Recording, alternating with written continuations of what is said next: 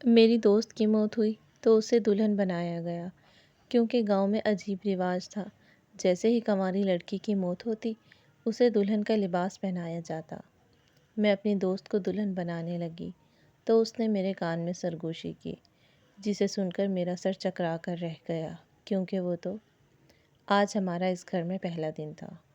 2 گھنٹے پہلے ہی اس گھر میں شفٹ ہوئے تھے کہ دروازے پر دستک ہوئی۔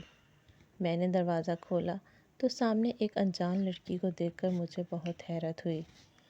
وہ میری طرف دیکھ کر مسکرا رہی تھی۔ اس کے انداز میں اپنائیت تھی۔ اس نے مسکراتے ہوئے ہاتھ میں پکڑی ڈش میری جانب بڑھائی اور مسکرا کر بولی، آپ لوگ تھک چکے ہوں گے، سو میں نے سوچا کہ کھانا دے آتی ہوں۔ ارم سے وہ میری پہلی ملاقات تھی۔ وہ ایک تھکا دینے والا دن تھا۔ پورے گھر میں سامان بکھرا پڑا تھا۔ لمبا سفر کرنے کے بعد اماں ویسے ہی تھک چکی تھی اور ابا کو تو اپنے پرانے دوستوں سے ملنے کی جلدی تھی، تبھی تو وہ گھر پر نہ رکے اور گاؤں والوں سے ملنے کے لیے چل دیے۔ مجھے ارم کی آنکھوں میں خاص چمک نظر آئی تھی۔ اس کی آنکھیں بہت چمکیلی اور روشن تھیں۔ وہ گوری رنگت اور پرکشش نقوش کی حامل لڑکی تھی۔ اس کی آنکھوں کی چمک اس کے حسن میں اضافہ کر رہی تھی۔ میں نے بڑی اپنائیت سے اسے اندر بلایا تو وہ سہولت سے انکار کر کے چلی گئی۔ نئے گھر میں پہلی رات تھی، سو مجھے تو نیند ہی نہیں آ رہی تھی۔ رات کے وقت عجیب و غریب جانوروں کے رونے کی آوازیں آتی رہیں۔ میرا دل گھبرا رہا تھا مگر میں بستر میں دبکی رہی۔ ایسا لگتا تھا کہ یہ رات بہت طویل ہو گئی ہے اور گزرنے کا نام ہی نہیں لیتی تھی۔ فائزہ، اے فائزہ! اچانک اماں کی آواز سنائی دی تو میں اٹھ بیٹھی۔ میری ٹانگیں دبا دے، بہت درد ہو رہا ہے، اماں نے درد میں ڈوبی آواز میں کہا تو میں تیزی سے بستر سے نکلی اور برآمدے میں موجود اماں کی چارپائی کی جانب بڑھی اور اماں کی ٹانگیں دبانے لگی۔ ابھی کچھ دیر ہی گزری تھی کہ دروازے پر دستک ہوئی۔ میں نے گھڑی پر نگاہ دوڑائی تو وہاں رات کے 3:30 بجے تھے۔ میں خوف کے مارے کانپنے لگی۔ اس وقت بھلا کون آ سکتا ہے؟ میں نے سوچا اور دروازہ کھولنے کے لیے اٹھی تو اماں نے کہا، دروازہ مت کھولنا، تیرے ابا نے منع کیا ہے کہ رات کو 12 بجے کے بعد دروازہ نہیں کھولنا۔ سنا ہے رات کو گاؤں کی گلیوں میں کوئی آسیب گھومتا پھرتا ہے، وہ لوگوں کو تنگ کرتا ہے، تب بھی لوگ 12 بجے کے بعد دروازہ نہیں کھولتے۔ یہ بات سن کر میرا دم گھٹنے لگا۔ اماں، مجھے شہر واپس جانا ہے۔ میں نے سرگوشی کی تو اماں نے کہا، بس کر فائزہ، اب میں تیرے منہ سے دوبارہ یہ بات نہ سنوں۔ کیا تجھے نہیں معلوم تیرے ابا ضد کے کتنے پکے ہیں؟ بار بار گھر بدلنا کوئی آسان ہے کیا؟ 3 بار دستک ہونے کے بعد بجانے والا چلا گیا تھا، مگر اماں کی بات سن کر میرے ہوش اڑ چکے تھے۔ میں اپنے بستر پر آنکھیں بند کر کے لیٹ گئی۔ اچانک اس کا محبت بھرا چہرہ میری آنکھوں کے سامنے لہرا گیا۔ ذیشان، میری محبت، جسے وقت کی تند و تیز ظالم لہر نے مجھ سے دور کر دیا تھا۔ اس کی یاد آئی تو ایک بے بسی بھرا آنسو میری آنکھ سے نکلا۔ تم پریشان مت ہونا، زندگی رہی تو ہمارا ملن ضرور ہوگا۔ مجھے اس کے آخری الفاظ بڑی شدت سے یاد آ رہے تھے۔ پہلی بار وہ مجھے میری دوست کی سالگرہ پر ملا تھا۔ ہم پہلی نظر کی محبت کا شکار ہوئے اور جلد ہی ہماری محبت گہری دوستی میں بدل گئی۔ ذیشان سے بڑی 2 بہنیں کنواری تھیں اور تعلیم مکمل کرنے کے بعد وہ آج کل فراغت کے دن گزار رہا تھا۔ یہی وجہ تھی کہ جب اس نے رشتے کا ذکر گھر پر کیا تو اس کے ماں باپ کو بہت غصہ آیا اور انہوں نے صاف کہہ دیا کہ بہنوں کی شادیوں سے پہلے اپنی شادی کا سوچے بھی مت۔ دوسری طرف ہمارے گھر بابا اپنی ریٹائرمنٹ کے بعد اپنے آبائی گاؤں واپس جا کر رہنا چاہتے تھے۔ میں ان کی اکلوتی اولاد تھی، سو وہ چاہتے تھے کہ میری شادی بھی قریب ہی ہو تاکہ جب چاہے آسانی سے مجھ سے مل سکیں۔ ابا کے پرانے دوست اور سارے رشتے دار گاؤں میں ہی رہتے تھے۔ مجھے اپنا نیا گھر بالکل پسند نہیں آیا تھا۔ یہی وجہ تھی کہ راتوں کی نیند ہی اڑی ہوئی تھی۔ اوپر سے جب یہ معلوم ہوا کہ یہ علاقہ آسیب زدہ ہے اور رات کو آسیب لوگوں کو تنگ کرتا ہے تو میرا دل چاہتا تھا کہ اڑ کر اپنے پرانے گھر واپس چلی جاؤں، لیکن ظاہر ہے یہ ایک ناممکن سی بات تھی۔ ارم ہماری پڑوسن تھی اور ہمارا بہت خیال رکھتی تھی۔ چند ہی دنوں میں ہم دونوں کی گہری دوستی ہو گئی۔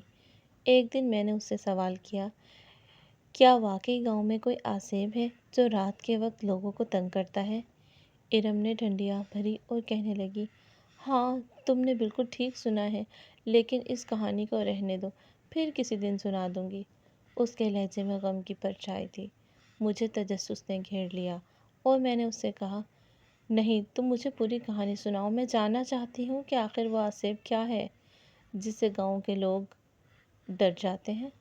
ارم نے دکھ بھرے انداز میں بولنا شروع کیا، سسی اس گھر کی سب سے حسین لڑکی تھی، اس پر جنات کا سایہ تھا۔ یہی وجہ تھی کہ اس کا جیسے ہی رشتہ ہوا، لڑکے کی پراسرار طور پر موت واقع ہو گئی۔ پہلی بار کسی کو شبہ نہ ہوا، مگر دوسری اور تیسری بار بھی اس کا رشتہ طے ہوا تو اس کے منگیتر حادثے کا شکار ہوئے اور اس دنیا سے رخصت ہو گئے۔ اب تو ہر بندے کو علم ہو گیا کہ سسی سے منگنی کرنا موت کو دعوت دینے کے مترادف ہے۔ سو پھر کسی نے سسی سے رشتہ جوڑنے کا نہ سوچا۔ اس کی ماں کی بڑی آرزو تھی کہ اس کی بیٹی اپنی زندگی میں دلہن کا لباس پہنے، مگر موت نے اسے اتنی مہلت ہی نہ دی۔ بیچاری ایک رات ایسی گہری نیند سوئی کہ پھر کبھی نہ اٹھ سکی۔ ہمارے گاؤں میں رواج ہے کہ جب کوئی کنواری لڑکی مر جاتی ہے تو اسے دلہن کا لباس پہنایا جاتا ہے۔ سسی کی روح اب تک بھٹکتی پھر رہی ہے، کیونکہ جب اس کی موت واقع ہوئی تھی تو اسے دلہن نہیں بنایا گیا تھا۔ بیچاری سسی نہ اپنی زندگی میں دلہن بن سکی اور نہ ہی موت کے بعد۔ اتنی عجیب سی بات سن کر میرے رونگٹے کھڑے ہو گئے۔ سسی کی دکھ بھری کہانی سن کر مجھے دلی صدمہ پہنچا اور میں نے حیرت سے کہا، موت کے بعد کوئی بھلا دلہن کیسے بن سکتا ہے؟ یہ کیسا مذاق ہے؟ پہل تو مجھے ایسا لگا جیسے وہ مجھ سے مذاق کر رہی ہے، مگر اس کے چہرے سے صاف ظاہر تھا کہ نہ تو یہ کوئی مذاق ہے اور نہ ہی وہ اس وقت مذاق کرنے کے موڈ میں تھی۔ یہ سچ ہے فائزہ کہ جب کسی لڑکی کی موت ہوتی ہے تو گاؤں والے اسے دلہن بناتے ہیں تاکہ دفن ہونے سے پہلے اس کا دلہن بننے کا ارمان پورا ہو جائے۔ سسی کی ماں نے اسے دلہن بنانے سے انکار کر دیا تھا اور وہ بیچاری ایسے ہی دفن ہو گئی۔ بس اسی رات سے گاؤں میں اس کی روح بھٹکتی پھرتی ہے۔ ارم کی پوری بات سننے کے بعد مجھے اس بات پر بالکل یقین نہ آیا تھا کہ مرنے کے بعد کسی کی روح اس طرح بھٹکتی پھرتی ہے، کیونکہ میں نے تو سن رکھا تھا کہ موت کے بعد انسان کی ایک نئی زندگی شروع ہو جاتی ہے اور پھر وہ اس دنیا کو مکمل طور پر فراموش کر دیتا ہے۔ میں شہر کی ایک پڑھی لکھی لڑکی تھی اور ایسی باتوں کو خرافات کے سوا اور کچھ نہیں سمجھتی تھی، سو میں نے سوچا کہ مجھے گاؤں والوں کی سوچ کو بھی بدلنا ہوگا۔ ایسے تو سارے عمر لوگ ڈر ڈر کر زندگی گزار دیں گے۔ میں سب سے پہلے ارم کو سمجھانا چاہتی تھی، لیکن کچھ ایسے حالات پیدا ہوئے کہ موقع ہی نہ مل سکا کہ میں اس سے کھل کر بات کر پاتی۔ انہی دنوں ذیشان کا شہر سے فون آیا اور دعا سلام کے بعد وہ کہنے لگا، میرے گھر والے رشتہ لانے کے لیے تیار ہیں، مگر دیکھو فائزہ، میں کوئی لالچی انسان نہیں ہوں اور شادی کے بعد ہم دونوں نے مل جل کر ہی گزارا کرنا ہے، سو میری امی کہتی ہیں کہ تم جہیز میں گاڑی ضرور لے کر آنا تاکہ ہمارے پاس ایک سہولت کی چیز بھی بن جائے اور لوگوں میں بھی عزت بنے۔ تبھی تو میری بہنوں کے بھی اچھے رشتے آئیں گے اور جلد ہی ہم دونوں اپنی اس ذمہ داری کو بھی پورا کر دیں گے۔ مجھے اس کی بات سن کر بہت غصہ آیا اور میں نے اسے بے نقد سنانی شروع کر دی۔ تم اتنے لالچی انسان ہو، مجھے اس بات کا اندازہ نہیں تھا، ورنہ ایک دن بھی تم سے تعلق نہ رکھتی۔ ابھی سے تم اپنی ذمہ داریاں مجھ پر ٹھونسنے کی کوشش کر رہے ہو، بعد میں نہ جانے تمہارا کیا حال ہوگا۔ خدا کا شکر ہے کہ تمہاری حقیقت ابھی سے مجھ پر آشکار ہو گئی، ورنہ مجھ سے کوئی تعلق آئندہ مت رکھنا۔ میں نے فون بند کر دیا اور اس روز مجھے اچھی طرح اندازہ ہوا کہ ماں باپ کا کیا جانے والا ہر فیصلہ اپنی اولاد کے حق میں بہتر ہوتا ہے۔ رات کا وقت تھا، مجھے گھبراہٹ سی محسوس ہو رہی تھی، سو میں چہل قدمی کرنے کے لیے چھت پر آ گئی۔ یہاں شفٹ ہوئے ہمیں 2 ماہ گزر چکے تھے اور میری اور ارم کی دوستی بڑی گہری ہو گئی تھی۔ میں مختلف سوچوں میں ڈوبی چہل قدمی کر رہی تھی۔ کھڑکی سے نیچے جھانکا تو ایک شخص دکھائی دیا جو اس انداز میں چل رہا تھا جیسے اسے چلنے میں پریشانی کا سامنا ہو۔ وہ قدم گھسیٹ کر چل رہا تھا جسے دیکھ کر میرا دل دکھ سے بھر گیا۔ وہ شخص چلتا جاتا اور ہر دروازے پر رک کر دستک دیتا مگر کسی نے دروازہ نہ کھولا تھا۔ مجھے ایسا لگا کہ شاید وہ کوئی فقیر ہے اور چاہتا ہے کہ کوئی اس کی مدد کرے، مگر گاؤں کے لوگ تو اسے سسی کی تڑپتی روح سمجھ کے ڈر کے مارے اپنے گھروں میں دبکے رہے اور کسی نے دروازہ نہ کھولا۔ میں تیزی سے نیچے آئی اور جیسے ہی میں نے دروازہ کھولا وہ اس گلی سے جا چکا تھا۔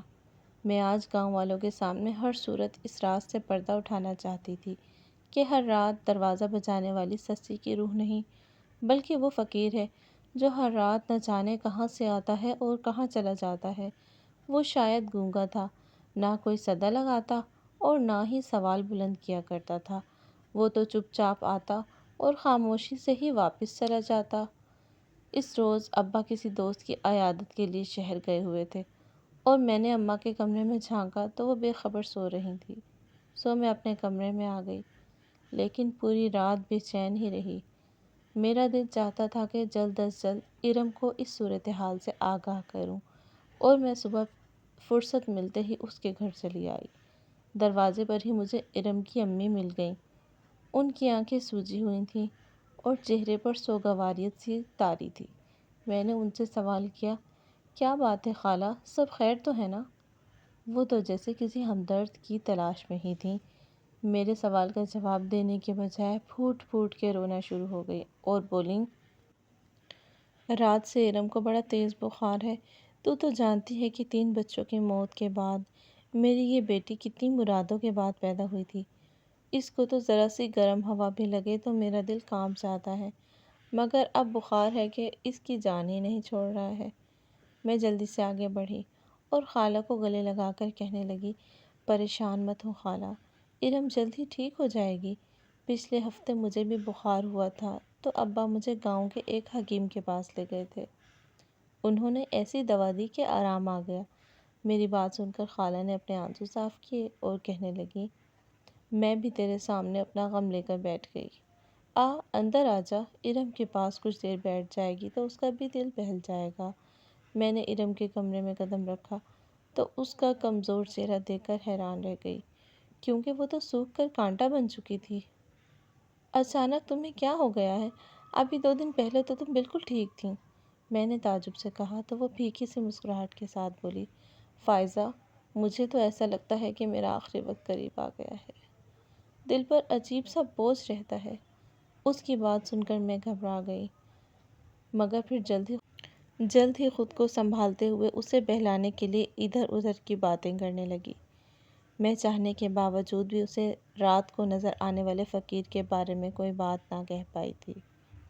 نہ ہی میں اسے کہہ سکی کہ ہم دونوں مل کر گاؤں سے فضول رسوم و رواج کا خاتمہ کر دیں گے۔ کافی دیر بعد میں اٹھ کر اپنے گھر آ گئی۔ سچ تو یہ تھا کہ ارم کی حالت دیکھ کر میرا دل مٹھی میں آ گیا تھا۔ کھلے چہرے اور خوبصورت نقوش کی حامل میری پیاری دوست کو نہ جانے کس کی نظر لگ گئی تھی۔ میں مختلف سوچوں میں گم بیٹھی تھی کہ دروازے کے باہر گاڑی رکنے کی آواز سنائی دی۔ مجھے لگتا ہے شہر سے کوئی مہمان آیا ہے، تمہارے بابا کا جاننے والا نہ ہو تو اچھا ہے کیونکہ وہ تو گھر پر موجود نہیں، بیچارے کا آنا ہی ضائع جائے گا۔ اماں نے دروازہ کھولنے کے لیے اٹھتے ہوئے کہا تو میں محض سر ہلا کر رہ گئی۔ اماں نے دروازہ کھولا تو سامنے بابا ایک جوان خوبصورت لڑکے کے ساتھ موجود تھے۔ بابا اس کے ساتھ اندر داخل ہوئے اور اسے بڑی عزت سے بٹھایا جبکہ وہ نگاہیں جھکائے بہت شرمیلے انداز میں دکھائی دے رہا تھا۔ بابا نے مجھے چائے بنانے کا کہا تو اس نے میری جانب دیکھا اور بولا، پریشان مت ہو، میں ابھی واپس جانا چاہتا ہوں۔ اس سے پہلے کہ میں کوئی جواب دیتی بابا بول پڑے، فہد پتر، اسے اپنا ہی گھر سمجھ۔ ایک تو اتنی دور سے مجھے گھر چھوڑنے کے لیے آیا ہے اوپر سے ایک کپ چائے تک پینا گوارا نہیں، چنگی گل نہیں۔ وہ بابا کے دوست کا بیٹا تھا، بظاہر شرمیلا اور نظر جھکائے کب اپنا دل یہیں چھوڑ کر چلا گیا مجھے پتہ ہی نہ چلا۔ اگلے دن ہی جب وہ اپنی امی اور بہن کو یہاں چھوڑ کر باہر سے ہی واپس چلا گیا، تب اس کے دل کا بھید کھلا۔ وہ لوگ فہد کے لیے میرا رشتہ طلب کرنے کے لیے آئے تھے۔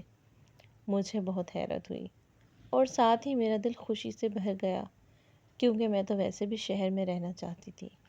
وہ بابا کے بہت قریبی دوست کا بیٹا تھا، سو بابا نے سوچنے کی بھی مہلت نہ لی اور میرا رشتہ اسی دن طے کر دیا گیا۔ مہمان میرے ہاتھ پر نیلے اور ہرے رنگ کے نوٹ رکھ کر چلے گئے۔ اماں اور بابا سے جدا ہونے کا خیال ہی مجھے اداس کر رہا تھا۔ بابا نے سوگوار سے انداز میں کہا، فائزہ کی ماں، کہاں تو میں فائزہ کا رشتہ اپنوں میں کرنے کے لیے گاؤں آیا تھا، مگر انسان کا جدھر نصیب ہو وہاں پہنچ جاتا ہے۔ رشتہ آیا بھی تو شہر سے ہی۔ اماں نے کہا، گاؤں میں رہے یا شہر میں، بس ہماری دھی رانی خوش ہے۔ میں چپ چاپ کچن میں کھڑی اماں اور بابا کی باتیں سن رہی تھی۔ میں چاہنے کے باوجود ارم سے ملنے کے لیے نہ جا سکی تھی۔ کل مہمانوں کے جانے کے بعد برتن دھونے اور کچن سمیٹنے میں رات ہی ہو گئی تھی، سو صبح سے یہی سوچ رہی تھی کہ ارم کے گھر کا چکر لگا لوں، مگر اماں نے کہا، تمہارے بابا مٹھائی لے کر آئیں گے، وہ لے کر ہی چلی جانا، یوں خالی ہاتھ رشتے کی بات بتانا اچھی بات تھوڑی ہے۔ میں نے کہا، ٹھیک ہے اماں، جب تک میں گھر کا کام ختم کر لیتی ہوں۔ ابھی ہم یہ باتیں کر ہی رہے تھے کہ باہر سے چیخو پکار کی آوازیں سنائی دی۔ رب خیر کرے، اماں نے دہل کر سینے پر ہاتھ رکھا اور بولی، جبکہ میں دروازے کی جانب دوڑ پڑی۔ ارم کے گھر کے باہر جمع غفیر لگا ہوا تھا اور خالہ کی چیخیں آسمان سے باتیں کر رہی تھیں۔ مجھے چھوڑ کر چلی گئی، میری بچی، میری لاڈو رانی۔ مجھے اپنی سماعت پر یقین نہیں آ رہا تھا۔ میری جگری دوست مجھے چھوڑ کر اپنی نیند سو چکی تھی۔ یہ غم مجھ پر کسی پہاڑ کی مانند سوار ہو گیا۔ میں لوگوں کے درمیان جگہ بناتی ہوئی ارم کے کمرے کی جانب آئی، جہاں وہ بالکل بے حس و حرکت اس دنیا کو ہمیشہ کے لیے الوداع کہہ چکی تھی۔ حیرت سی حیرت تھی، دکھ تھا کہ جان نکال رہا تھا۔ گاؤں کی عورتیں آخری رسومات کا انتظام کرنے لگیں۔ میں نے ارم کے چہرے سے کپڑا ہٹا کر اسے دیکھا تو یہ دیکھ کر حیران رہ گئی کہ اسے تو دلہن کا لباس بھی پہنا دیا گیا تھا، سفید رنگ کا دلہن کا لباس جس میں اس کے چہرے پر بہت نور چھایا ہوا تھا۔ گاؤں کی ایک عورت آگے بڑھی اور مجھے نتھ پکڑاتے ہوئے بولی، اپنی دوست کو پہنا دے، کہیں اس کے دل میں کوئی ارمان باقی نہ رہ جائے۔ میرا دل چاہ رہا تھا کہ میں چیخ چیخ کر کہوں کہ میری دوست کے ساتھ یہ ظلم مت کرو، مرنے والوں کو ایسی چیزوں سے تکلیف پہنچتی ہے، مگر آواز تو جیسے میرے گلے میں ہی دم توڑ چکی تھی، جلدی کرو، دیر ہو رہی ہے۔ میں نے کانپتے ہاتھوں سے نتھ پکڑی اور ارم کے چہرے پر جھکی تو اس نے میرے کان میں سرگوشی کی، بارش کا پہلا قطرہ زمین پر گرتا ہے تو بنجر زمین کو وہ ایک لمحے میں جل تھل نہیں کر دیتا، کچھ وقت تو لگتا ہے۔ ان لوگوں کو بدلنے کے لیے ان کا اعتماد جیتنا ضروری ہے، اس وقت یہ قربانی تو دینا ہوگی۔ میں ایک دم پیچھے ہٹی اور لمبی سانس لیتے ہوئے ارم کو دیکھنے لگی۔ کیا یہ زندہ ہے؟ میں دھندلائی آنکھوں کے ساتھ اسے دیکھ رہی تھی۔ اس کے لب خاموش تھے، اس کا ساکت وجود چیخ چیخ کر کہہ رہا تھا کہ وہ مر چکی ہے۔ وہ آواز تو میرے ضمیر کی تھی۔ کسی عورت نے میرے ہاتھ سے نتھ لے کر ارم کو پہنا دی تھی۔ کچھ ہی دیر بعد میری پیاری دوست کو مٹی میں دفن کر دیا گیا۔ اس کی موت کا صدمہ اتنا گہرا تھا کہ میں پیروں خاموش رہا کرتی۔ اماں مجھے بہلانے کی بہت کوشش کرتی، اسی لیے انہوں نے مجھے ٹیوشن سینٹر کھول کر دے دیا اور میں بچوں کو تعلیم دینے لگی۔ گاؤں کے بچوں سے تعلق استوار ہوا تو میرے لیے راستے خود ہی کھل گئے۔ میں نے بچوں کو فضول رسوم و رواج سے بچنے کا درس دینا شروع کر دیا۔ رات کے وقت گونگے فقیر نے گاؤں آنا چھوڑ دیا تھا، وہ نہ جانے کہاں کھو گیا تھا، مگر گاؤں والے اب بھی رات کے وقت اپنے گھر سے باہر نہ نکلتے تھے۔ 1 سال بعد میری شادی ہو گئی اور مجھے شہر آنا پڑا، مگر سچ تو یہ ہے کہ شہر آنے کے باوجود میں گاؤں کے لوگوں اور ان کے رسومات کو نہ بھلا سکی تھی۔ میری شادی کے بعد اماں اور بابا کا 6 ماہ کے وقفے سے انتقال ہو گیا تو میں گویا گاؤں کا رستہ ہی بھول گئی۔ اپنے گھر کی مصروفیات، شوہر اور بچوں میں ایسا مگن ہوئی کہ کچھ ہوش نہ رہا۔ اور ویسے بھی اب گاؤں میں میری راہ تکنے والے میرے ماں باپ نہیں تھے، سو مجھے وہاں جانے کا جواز بھی نہ بنتا تھا۔ مگر اس سال بچوں کی اسکول سے چھٹیاں ہوئیں تو وہ ضد کرنے لگے کہ انہیں گاؤں کی سیر کے لیے جانا ہے۔ اسد اپنے بزنس کے سلسلے میں دوسرے شہر گئے ہوئے تھے، تو میں نے سوچا کہ کیوں نہ گاؤں کے لوگوں سے ملاقات کی جائے۔ سو میں بچوں کو لے کر گاؤں جانے کے لیے ٹرین میں سوار ہو گئی۔ برسوں بعد گاؤں میں داخل ہوئی تو کافی کچھ بدل چکا تھا۔ گاؤں کی ترقی دیکھ کر مجھے دلی خوشی ہوئی۔ راستے میں ہی مجھے طوبیٰ خالہ مل گئیں۔ مجھے دیکھ کر فوراً پہچان گئیں، مجھے گلے لگایا اور بچوں کو پیار کرتے ہوئے کہنے لگیں، سالوں بعد گاؤں آئی ہو تو میرے گھر پہ ایک دن ضرور رہ کر جانا، ابھی میں ذرا جلدی میں ہوں۔ وہ عزت بھرے انداز میں بولی تو میں نے کہا، اتنی جلدی میں کہاں جا رہی ہو خالہ، سب خیر تو ہے نا؟ وہ دکھ بھرے انداز میں کہنے لگی، ارے ہاں سب خیر ہی سمجھو، بس کیا بتاؤں۔ آج ایک جوان جہاں لڑکی کا انتقال ہو گیا ہے، اسے دلہن بنانا ہے، سو سامان خریدنے کے لیے جا رہی ہوں۔ مجھے حیرت نے گھیر لیا۔ میں جو سمجھ رہی تھی گاؤں کے حالات بدل چکے ہیں تو گاؤں کے لوگ بھی بدل گئے ہوں گے، مگر یہاں کی رسوم و رواج تو سالوں پہ ویسی ہی تھی جیسی میں چھوڑ کر گئی تھی۔ کیا اب بھی کنواری لڑکی کو موت کے وقت دلہن بنایا جاتا ہے؟ میں نے خالہ سے سوال کیا تو وہ بولے، یہ تو بڑا پرانا رواج ہے، ایسا نہ کریں تو گاؤں کے لوگ بڑی باتیں بناتے ہیں۔ ٹھیک ہے بیٹا، گھر پر تیرا انتظار کروں گی، مجھے دیر ہو رہی ہے، میں چلتی ہوں۔ یہ کہہ کر وہ تیزی سے چلی گئی، جبکہ میں یہ سوچتے ہوئے بوجھل قدموں سے آگے بڑھی کہ ہم نے اپنی آسان اور سادہ سی زندگی کو سنے سنائے اصولوں اور محض لوگوں کو خوش کرنے کے لیے ایسے راستوں کا انتخاب کر رکھا ہے جس کی کوئی منزل نہیں ہوتی، جہاں چلتے ہوئے ہم تھک جاتے ہیں، قدم رک جاتے ہیں اور آگے بڑھنے سے انکاری ہو جاتے ہیں، لیکن ہم خود کو گھسیٹتے ہیں کیونکہ ہمیں خدا کے بتائے ہوئے اصولوں اور طریقوں سے زیادہ اس چیز کی فکر ہوتی ہے کہ لوگ کیا کہیں گے۔